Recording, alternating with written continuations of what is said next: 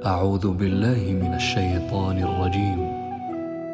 بسم الله الرحمن الرحيم.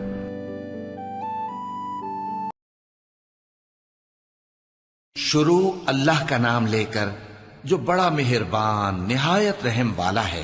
اے چادر میں لپٹنے والے، اٹھو، اب خبردار کرنے لگو اور اپنے پروردگار کی بڑائی بیان کرو اور اپنے کپڑے پاک رکھو اور شرک کی گندگی سے تو الگ ہی رہو، اور اس نیت سے احسان نہ کرو کہ اس سے زیادہ کے خواہاں ہو، اور اپنے پروردگار کی خاطر صبر کرتے رہو۔ پھر جب سور پھونکا جائے گا تو وہ دن مشکل کا دن ہوگا، یعنی کافروں پر آسان نہ ہوگا۔ مجھے اس شخص سے سمجھ لینے دو جس کو میں نے اکیلا پیدا کیا اور میں نے اس کو بہت سا مال دیا اور ہر وقت حاضر رہنے والے بیٹے دیے اور اس کو ہر طرح کے سامان میں وسعت دی، پھر بھی لالچ رکھتا ہے کہ میں اسے اور زیادہ دوں۔ ایسا ہرگز نہیں ہوگا، یہ ہماری آیتوں کا بڑا مخالف رہا ہے۔ میں اسے ایک بڑی چڑھائی چڑھاؤں گا۔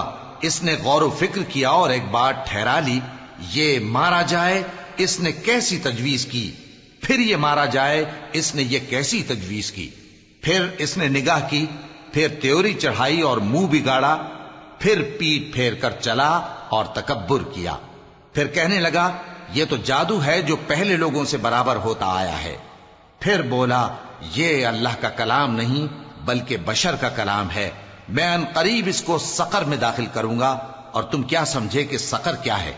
وہ ایسی آگ ہے کہ نہ باقی رکھے گی اور نہ چھوڑے گی، اور بدن کو جھلس کر سیاہ کر دے گی۔ اس پر 19 داروغہ ہیں، اور ہم نے دوزخ کے داروغہ فرشتے ہی بنائے ہیں، اور ان کا شمار کافروں کی آزمائش کے لیے مقرر کیا ہے، اس لیے کہ اہل کتاب یقین کریں اور مومنوں کا ایمان اور زیادہ ہو، اور اہل کتاب اور مومن شک نہ لائیں، اور اس لیے کہ جن لوگوں کے دلوں میں نفاق کا روگ ہے اور جو کافر ہیں کہیں کہ اس مثال کے بیان کرنے سے اللہ کا مقصود کیا ہے۔ اسی طرح اللہ جس کو چاہتا ہے گمراہ رہنے دیتا ہے اور جس کو چاہتا ہے ہدایت دیتا ہے، اور تمہارے پروردگار کے لشکروں کو اس کے سوا کوئی نہیں جانتا، اور یہ قرآن تو بنی آدم کے لیے نصیحت ہے۔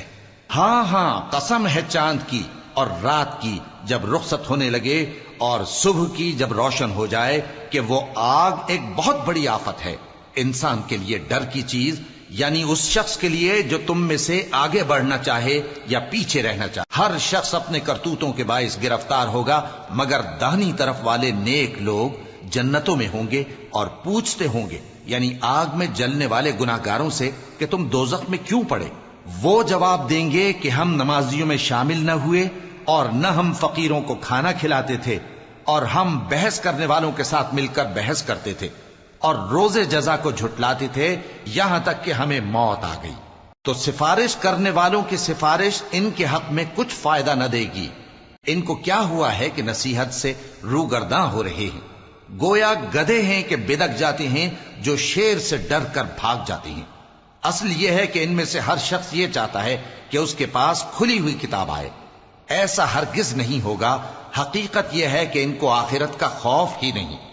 کچھ شک نہیں کہ یہ قرآن نصیحت ہے، تو جو چاہے اسے یاد رکھے، اور یاد بھی تبھی رکھیں گے جب اللہ چاہے۔ وہی اس لائق ہے کہ اس سے ڈرا جائے، اور وہی معاف کرنے والا ہے۔